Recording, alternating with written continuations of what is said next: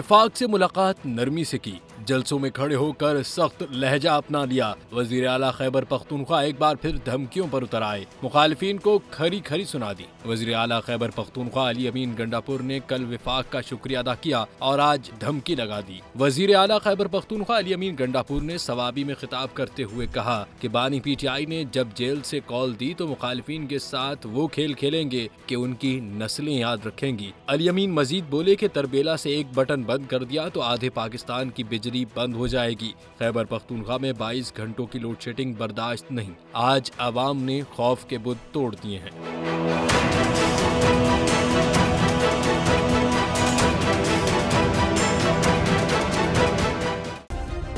Subscribe करें और bell दबाएं ताकि कोई खबर रह न जाए।